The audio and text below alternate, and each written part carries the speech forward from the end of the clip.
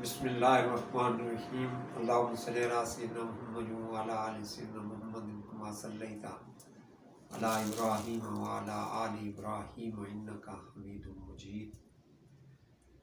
معزز نوجوان نسل، عزیز طلباء و طالبات، آج میں آپ کو ایک ایسا عمل بتاؤں گا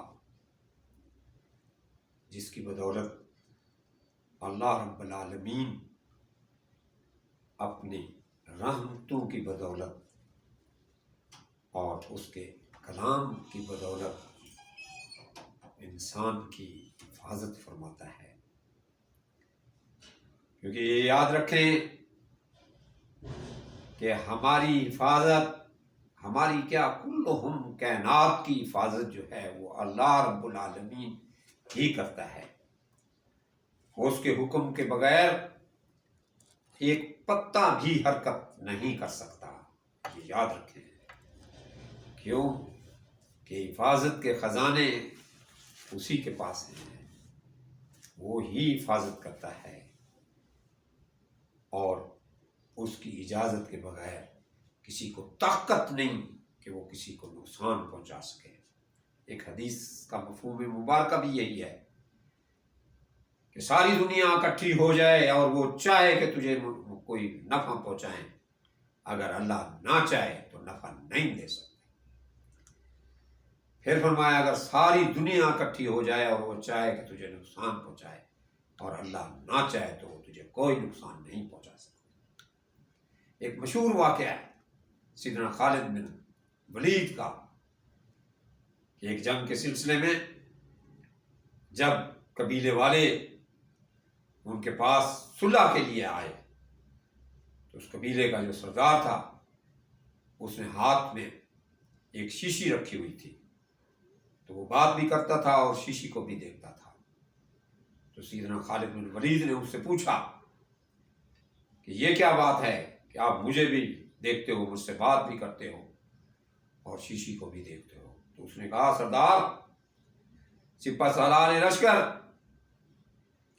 میں اپنے قبیلے کا بڑا آدمی ہوں، بڑا عزت والا آدمی ہوں، میں یہ نہیں چاہتا کہ میں آپ کے ساتھ مذاکرات کے معاملے میں ناکام جاؤں، میں اپنی ناکامی کو بے عزتی سمجھتا ہوں، میں یہ زہر لے کر آیا ہوں۔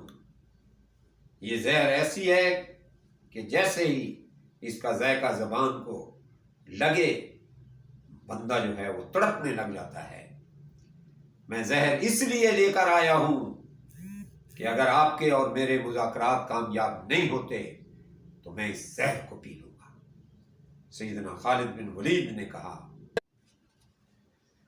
اس آدمی نے کہا کہ سپہ سالار لشکر، یہ شیشی میں اس لیے لایا ہوں کہ اس کے اندر زہر ہے، اور زہر بھی اتنی تیز ہے کہ جیسے ہی تھوڑی سی میری زبان کو لگے گی میں تڑپنے لگ جاؤں گا کہ اگر آپ کے ساتھ میرے مذاکرات اچھے نہیں ہوتے تو میں زہر پی لوں گا، میں ناکامی کی حالت میں اپنی قوم کے پاس واپس نہیں جانا چاہتا۔ سیدنا خالد بن ولید نے کہا کہ یہ شیشی مجھے دکھاؤ۔ آپ نے وہ شیشی لی اور پھر بسم اللہ و باللہ، بسم اللہ الذی لا یضر مع اسمہ شیء فی الارض ولا فی السماء وهو السمیع العلیم، اس شیشی پہ دم کی اور اس کے بعد آپ پی گئے۔ وہ بندہ بھاگا،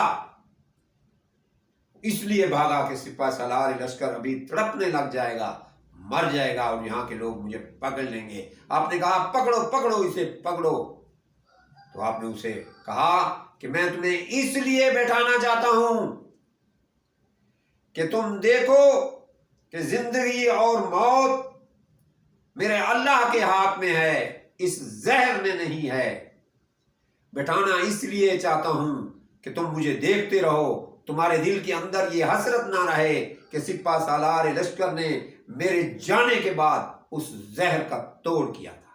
سبحان اللہ و بحمدہ، سبحان اللہ العظیم۔